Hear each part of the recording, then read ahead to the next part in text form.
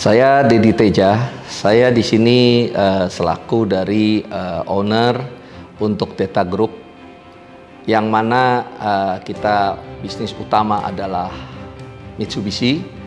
Kita ada 35 dealer, dan juga untuk Yamaha kita ada 100 dealer. Dari sejak saya sekolah di Cirebon, karena kampung saya adalah Cirebon, saya sudah diajar untuk bisnis sejak SMP. Jadi sewaktu SMP, saya memulai bisnis dengan menjual oli kotor. Ya, karena orang tua saya adalah pengusaha mobil, yang mana jelas mempunyai servis yang bisnisnya ada buangan olinya. Saya selesai SMA, saya sudah berbisnis oli kotor, cukup lumayan. Kemudian orang tua saya mengirim saya ke Australia. Kenapa? Bapak saya berkata, kalau Anda mau bisnis, Anda juga harus ngerti bahasa. Saya berangkatkan di Australia. Saya pulang lagi ke Indonesia, saya kerja lagi ke bapak saya. Waktu umur 30, saya sudah berkeluarga, anak saya waktu itu 2. Waktu itu udah 2, umur 30, saya sedikit crash dengan bapak saya.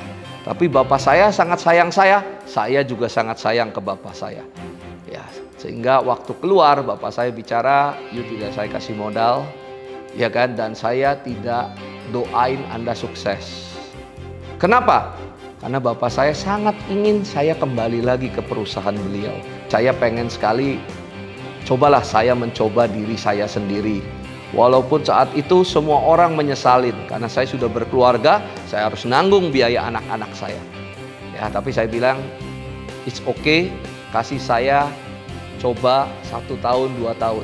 Apabila saya gagal, saya akan kembali ke orang tua saya, atau saya akan kerja di orang lain.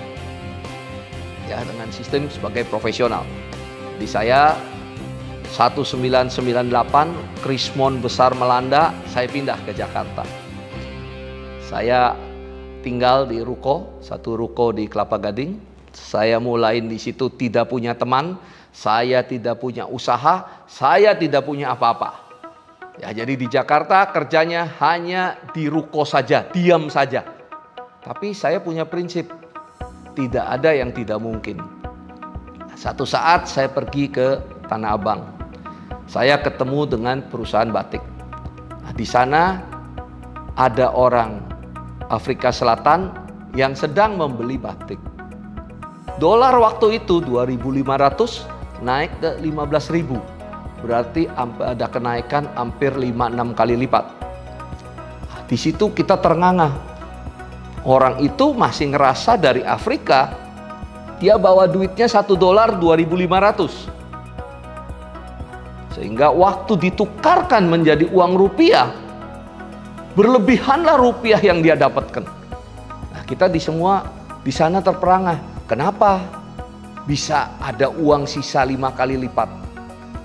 Nah, disinilah yang saya lihat peluang, saya tawarkan motor.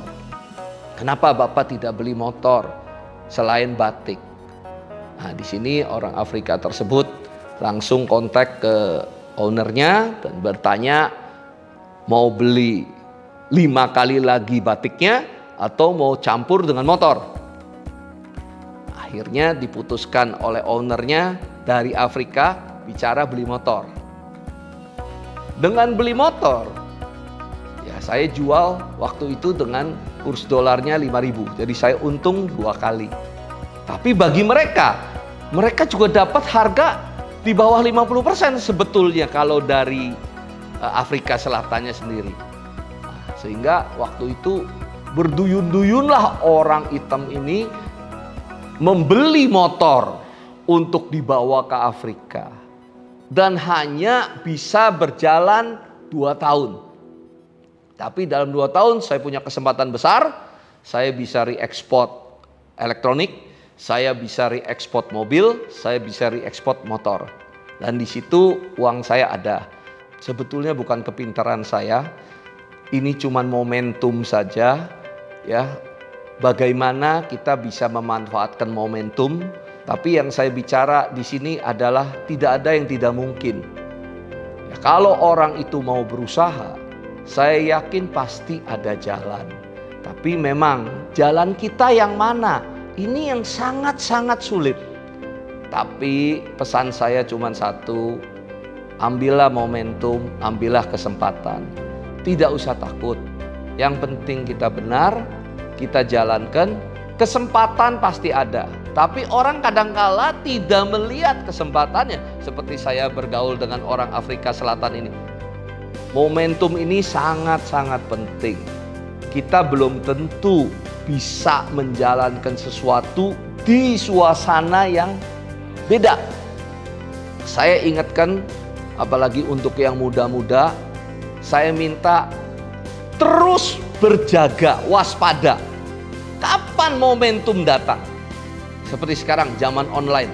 Apakah jadi YouTuber itu yang menjadi pola masa depan? Saya nggak tahu. Itulah yang paling berat.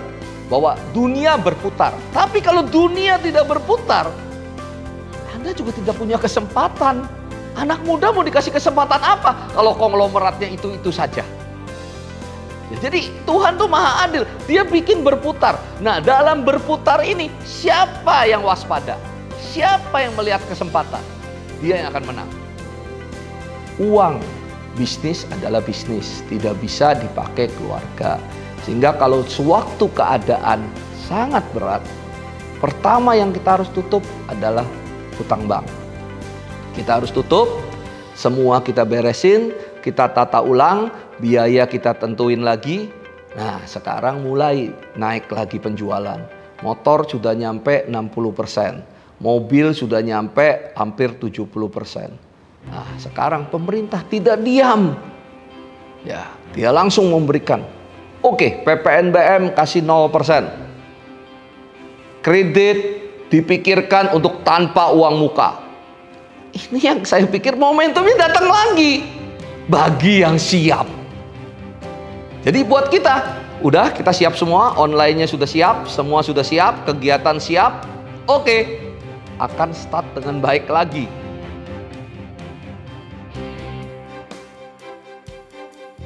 Sekarang dengan banyak bank yang sudah mulai online semua, ya kita sendiri mengalami keuntungan yang luar biasa. Kenapa? Contoh paling kecil, sistem penggajian. Sistem penggajian sekarang kita udah nggak pusing. Dulu, aduh, kita harus amplopin satu-satu, kita harus kirim. Sekarang gampang sekali. Begitu juga dengan keuangan. Tidak ada lagi istilahnya transfer dulu, ceknya begini, begitu. Ya kan? Cukup dengan klik kita bisa transfer. Jadi memang, ya itu yang saya bilang. Dengan online, kesempatannya muncul. Kenapa? Karena di sekitar kita pun berubah menjadi online. Nah, cuman yang sekarang kita harus pikirkan adalah satu. You bisa manfaatin nggak? Ya, bank biaya sangat mahal untuk bikin sistem, untuk bikin apa, segala macam. Sebetulnya untuk siapa? Sebetulnya untuk pengusaha, memudahkan pengusaha. Iya kan? Nah, di sini yang saya lihatin kayak gampangnya kita lihat sistem data.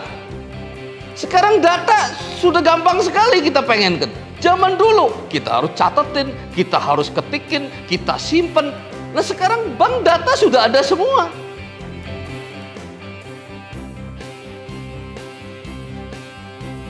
Zaman berubah. Di satu sisi memang musibah. Tapi kalau Anda bisa mengartikan ini dengan baik, ini adalah peluang besar. Kita mau bisnis apa aja sekarang peluang besar. Ya, bank ada di sisi kita. Zaman sekarang biar banknya ada di mana, transfer langsung klik selesai. Kita langsung duit masuk. Itulah kecepatan zaman.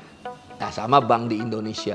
Saya lihat juga sudah beberapa bank konsentrasi di online. Makanya yang muda-muda kalau punya ide bisnis online harus berani mengungkapkan ke bank.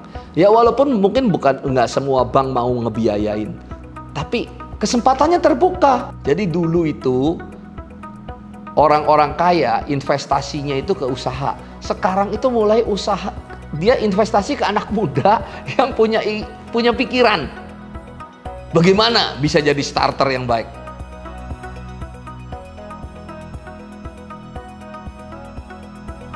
Saya kenal OCBC itu dari Yogyakarta, OCBC Yogyakarta.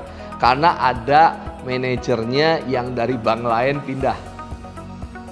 Ya, itu kalau boleh saya sebut nama, itu misalnya Pak Gusmoko. Dan beliau inilah ya betulnya yang mengenalkan saya dengan OCBC. Saya tidak kenal bank. Saya hampir tidak pernah datang ke bank. Saya datang cuman kalau ngatasin kredit macet. Jadi saya selalu bicara mengenai aset-aset bank yang macet. Makanya saya kenal dengan Prestir, dengan yang punya aset macet. Karena saya punya duit, saya belanja murah di situ. Tapi saya jarang sekali berhubungan sama marketing atau sama bagian kredit. Akhirnya Gus Moko tetap dia kejar saya. Walaupun saya di Jakarta, dia bolak-balik ngomong sama saya, Pak Deddy bolehlah bantu saya. Masuklah, buka rekening saja. Kayak bilang kalau saya buka rekening, tidak ada kegiatan apa-apa, buat apa? Saya bergerak, ya toh, buang-buang energi Anda, buang-buang energi saya. Nah, jadi akhirnya Gus Moko ini, karena dia orang sangat ulet, saya sangat appreciate dia cari aset yang mana saya mau beli. Nah, akhirnya dapat lokasinya, dia, Pak Deddy beli ini harganya murah, tapi tidak boleh cash. Harus kredit OCBC. Itu awal mula saya masuk di OCBC. Ya, jadi saya lihat apa ya, kalau saya bicara beda dengan bank lain itu, Anda itu kalau ngomong bahasa umumnya itu agresif. Tapi sebetulnya bukan agresif, apa ya, proaktif. Nah itu proaktif lebih tepat. Kemarin kita bicara yang bengkel UMKM itu, yang bengkel-bengkel kecil. Langsung OCBC bicara, oke, saya support. Pak Deddy maunya gimana? Saya mau itu karyawan-karyawan ex saya itu yang buka bengkel dikasih UMKM, saya yang jamin. Oke, OCBC.